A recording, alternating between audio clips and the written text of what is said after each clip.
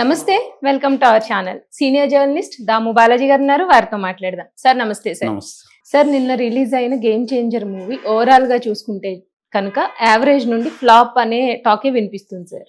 అసలు ఫ్లాప్ అవడానికి కారణాలు ఏంటి? అంటే నార్మల్ గా ఇప్పుడు శంకర్ కూడా మంచి దర్శకుడే కదా, ఎప్పటి నుంచో ఉన్నాడు, మంచి సినిమాలు తీశాడు. అతను డైరెక్షన్ అంటే అందరికి ఇంట్రెస్ట్ ఉంటుంది, చాలా మంది ఆయన ఫ్యాన్స్ ఉంటారు.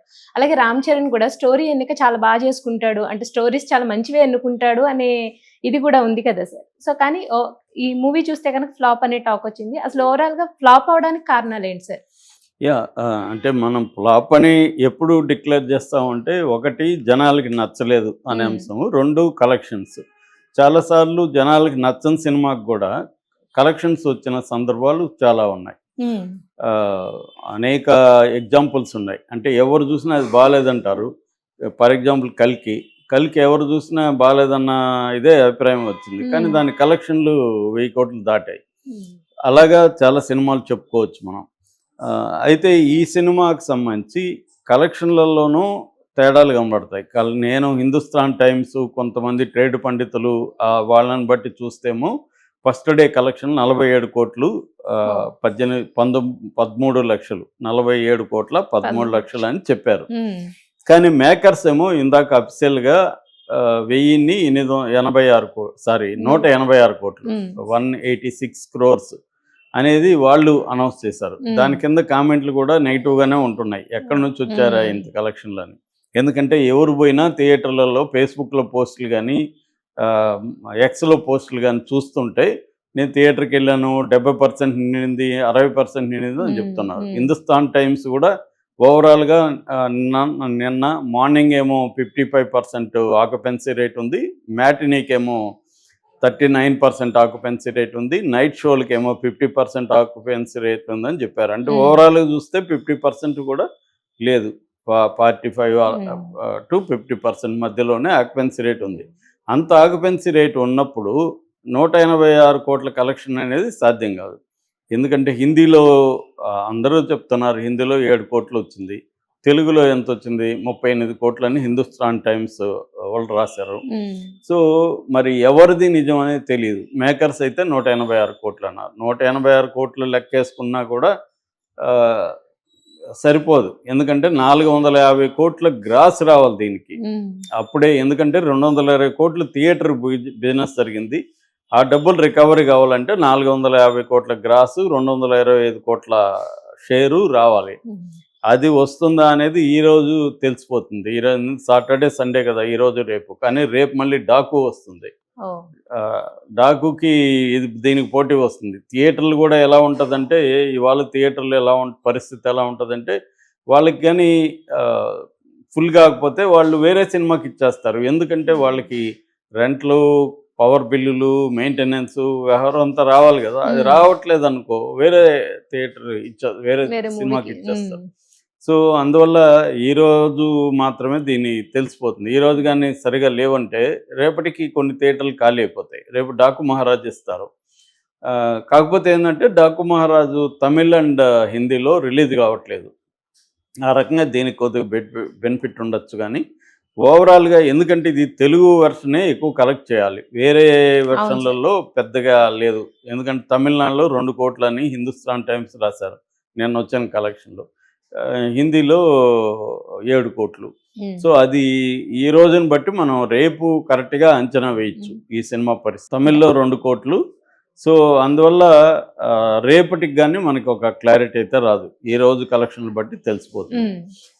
సో ఇప్పుడు ఏంటంటే సినిమా అంటే ఫ్లాపా కాదా అని పక్కన పెడితే, ఎక్కువ మందికి నచ్చలేదు, అది అయితే వాస్తవం. ఈ నచ్చకపోవడానికి అంటే సినిమా కారణం ఏంటంటే, సినిమా బాగాలేదు. సినిమా బాగలేకపోవడానికి కారణం ఏంటి అనేది మనం చూస్తే, ప్రధానంగా ఏంటంటే స్క్రీన్ ప్లేనే కారణం అండి, రైటింగే కారణం, స్క్రిప్టే కారణం.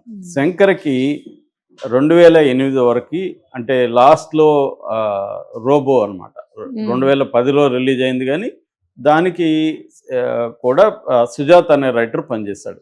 సుజాత అనే రైటరు, ఆయన అసలు పేరు రంగరాజన్, ఆయన వాళ్ళ భార్య పేరుతో పెన్ నేమ్గా సుజాత అని పెట్టుకొని దాదాపు 100 నవల్సు, 250 కథలు, సైన్స్ మీద పుస్తకాలు సైన్స్ని అందరికి పరిచయం చేస్తూ ఇలాగా ఆయన రాశాడు.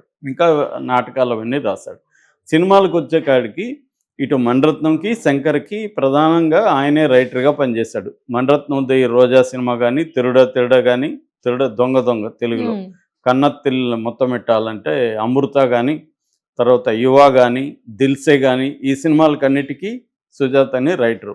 అలాగే శంకర్ సినిమాలకి ఫస్ట్ వచ్చిన 96లో వచ్చిన ఇండియన్ కానీ, నేనొక్కడనే కానీ, తర్వాత బాయ్స్, అన్ని అంటే అపరిచితుడు, శివాజీ, రోబో వరకు శంకర్ సినిమాలకి అన్నిటికి కూడా, హిట్ సినిమాలకి అన్నిటికి కూడా ఆయనే రైటర్. సో ఆయనకి ఏంటంటే స్క్రీన్ ప్లే మీద చాలా పట్టుంటుంది అనమాట. ఆయన బుక్ కూడా రాశాడు, స్క్రీన్ ప్లే ఎలుదువుదు ఎపిడి అని. అంటే స్క్రీన్ ప్లే రాయడం ఎలా అని ఒక పుస్తకం నేను దాంట్లో కొన్ని చాప్టర్లు కూడా తెలుగులో ట్రాన్స్లేట్ చేశాను, 4 చాప్టర్లు తమిళ నుంచి. సో ఆయన దానికి ముందు మాట కూడా మణిరత్నం రాశాడు చాలా పొగుడుతూ. సో అందువల్ల ఆయనకి స్క్రీన్ ప్లే ఎలా రాయాలి, ఒక విషయాన్ని ఎలా తీసుకెళ్ళాలి, ఇవన్నీ మంచి పట్టుందన్నమాట. అందుకనే ఆ రైటరు మిస్ అయినాక శంకర్కి పట్టుపోయింది. మణిరత్నం కూడా కొంత పట్టుపోయింది. కాకపోతే మణిరత్నం జయకుమార్ లాంటి రైటర్లను తీసుకున్నాడు. జయకుమార్ కూడా సుజాత అలాగే గొప్ప రైటర్, ఇప్పుడు బతుకున్న వాళ్ళల్లో వండర్ఫుల్ రైటర్ జయకుమార్. ఆయన రీసెంట్గా ఆయన పుస్తకం నెమ్మి నీలం అని కూడా తెలుగులో కూడా వచ్చిందనమాట, ఆయన కథల పుస్తకం. చాలా గొప్ప రైటర్ ఆయన. సో అలాంటి రైటర్ని మణిరత్నం పెట్టుకున్నాడు. కానీ శంకర్కి వచ్చేసరికి ఆ స్థాయి రైటర్లను పెట్టుకోలేకపోయాడు.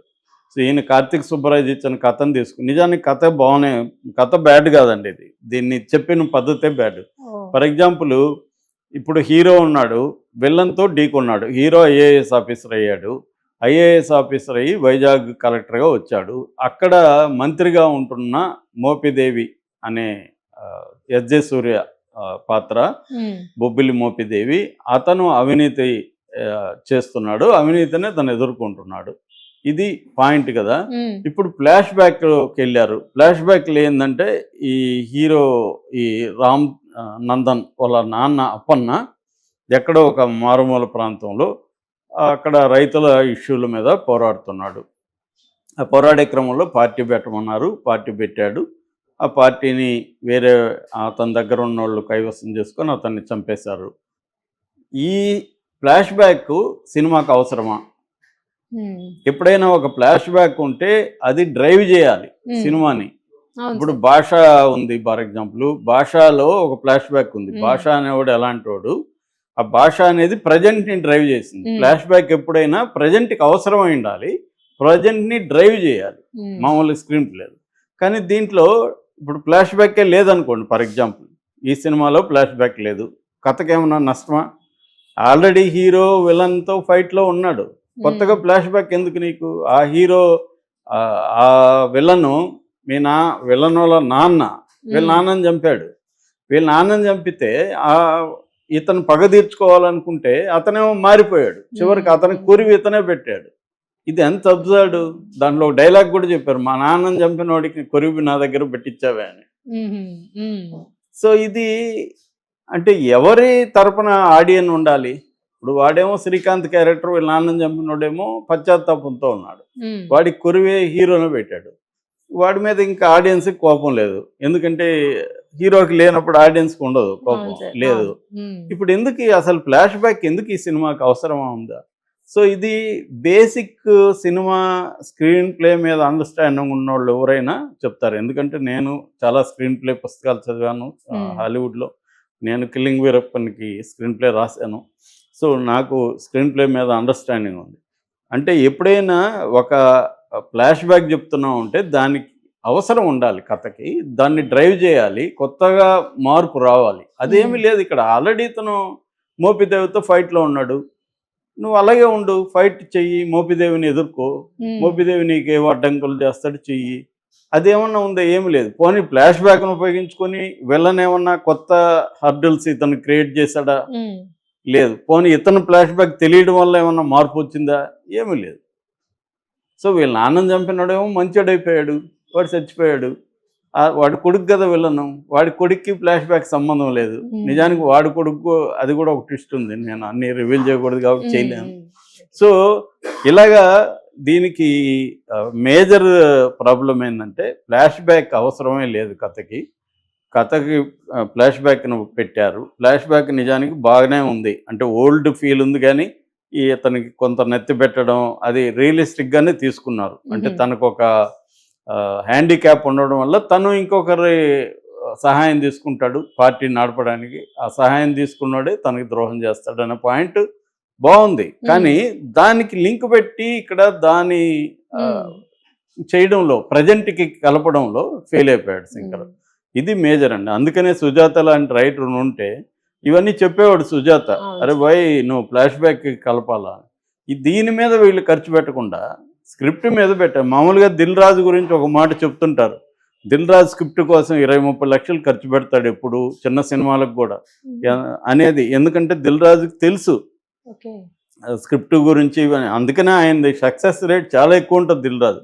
కానీ మేబీ శంకర్ని ఎదిరించలేక దిల్ రాజు కూడా సరెండర్ అయిపోయినాడా.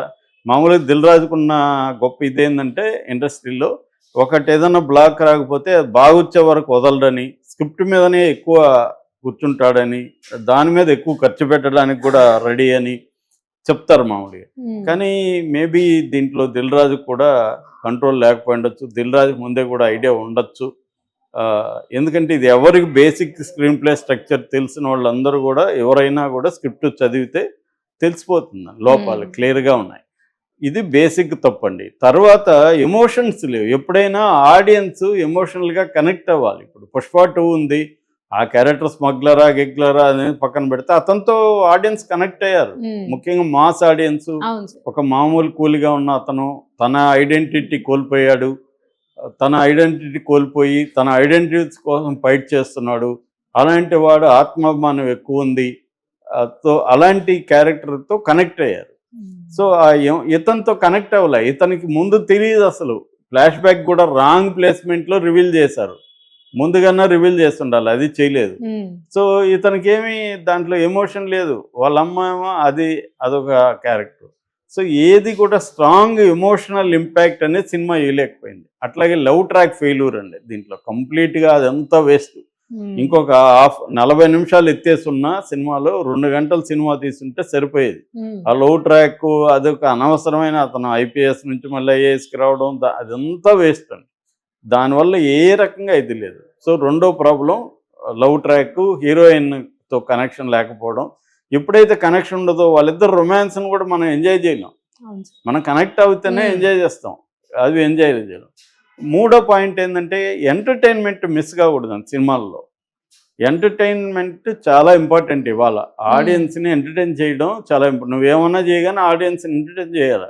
ఆ ఎలిమెంట్ దీంట్లో కంప్లీట్గా పోయింది. అది పరమ నీచంగా ఉంది. ఆ సునీల్ ట్రాక్ సైడ్కి వచ్చే కామెడీ అదైతే ఏందిరా ఇది, ఎందుకు పెట్టాడు రా శంకర్, బ్రెయిన్ ఉందా ఇతనికి లేదా అనిపిస్తుంది. అంత చీప్ కామెడీ. అది కామెడీ లేదు అసలు దాంట్లో. అదొక వికలాంగ తత్వం, దాన్ని ఎందుకు పెట్టారు. మళ్ళీ వాళ్ళ మదర్కి ఒక హీరో మదర్ కూడా ఒకటి పెట్టారు, అది ఎందుకు పెట్టారో తెలియదు. అంటే దాని పర్పస్ మనకు ఆడియన్స్కి ఆయన ఏమన్నా అనుకున్నాడేమో పర్పస్ అని మనకు అర్థం కావాలి. నువ్వు అనుకుంటే నాకేంటి, నాకు అర్థం కావాలి, నాకు కనెక్ట్ కావాలి. అంటే ఇక్కడ పుష్ప 2కి వచ్చేసప్పుడు ఇది ఎందుకు పెట్టాడంటే అతనికి ఒక అంటే హీరోకి కొన్ని మైనస్లు ఉన్నా కూడా అతను ఎట్లా ఫైట్ చేశాడు, పెద్ద వ్యవస్థలతో ఎలా ఫైట్ చేసి ఆ వ్యవస్థల్ని తన గుప్పిట్లోకి ఎలా తెచ్చుకోగలిగాడు అనే దానికి అక్కడ ఉంది. అట్లాగే రంగస్థలంలో కూడా అతనికి చెవుడు ఉండడం అనేది హీరోకి ఒక మైనస్ ఉన్నా దాన్ని అధిగమించి ఆ ఫైట్లలో చాలా చోట్ల అతనికి అలా పెట్టగలగాలి, కనెక్ట్ చేయాలి. అదేమీ లేదండి ఈ సినిమాలో. అంటే బేసిక్ శంకర్ అయినా ఈ సినిమా తీసింది. శంకర్కి ఇవన్నీ తెలియవని నేను చెప్పట్లేదు, శంకర్ బ్రహ్మాండంగా తెలిసిన ఆయనకి. అంటే ఒక్కొక్కసారి ఫామ్ పోతుంది అంటారు ప్లేయర్స్కి. సచిన్ లాంటి వాళ్ళే ఇంత చీప్, ఇంత పనికిమాలిన గేమ్ ఆడాడని గల్లీలో క్రికెట్ ఆడేవాళ్ళు కూడా అనుకుంటారు. సో ఎప్పుడైతే గ్రిప్ పోతుందో, ఆ గ్రిప్ పోయినాక వాళ్ళకి మొత్తం కన్ఫ్యూజన్లో పడిపోతారు. అటువంటి కన్ఫ్యూజన్లో శంకర్ పడిపోయి తీసిన సినిమా ఇది. సో ఇటు flash back episode wrong, emotional connection లేదు, పాటలు కానీ లేకపోతే రొమాన్స్ కానీ హీరోయిన్ ట్రాక్ కానీ కనెక్ట్ అవ్వలేదు, ఎంటర్టైన్మెంట్ లేదండి. ఇది బేసిక్గా. అట్లాగే విలన్ కూడా ఆ ఎస్జే సూర్య రొటీన్ కామిక్ విలన్ టైపు నేనే ఇప్పటికే 10 సినిమాల్లో చూసుంటా సేమ్ రోల్ అదే ఉంది దీంట్లో, అంతకంటే ఎక్కువ లేదు. ఈ మధ్య వచ్చిన సరిపోదా శనివారం కూడా సేమ్ క్యారెక్టర్ ఇది. సో అది కూడా రొటీన్గా ఉంది అనమాట. సో ఇలాగా ఒక స్ట్రాంగ్ పవర్ఫుల్ విలన్గా లేకపోవడం, నేను ఇందాక చెప్పిన కారణాలు ఇవన్నీ కలిపి సినిమా మనకు నచ్చకుండా ఉంది. నిజానికి పెర్ఫార్మెన్స్లు రామ్ చరణ్ చాలా బాగా చేశాడు. మనకు అనిపిస్తుంది ఇంత మంచి యాక్టర్తో ఇలాంటి సినిమా తీసాడు ఏంటని. రామ్ చరణ్కి అయితే ఇది కెరీర్ పరంగా ప్లస్ కాదు, కానీ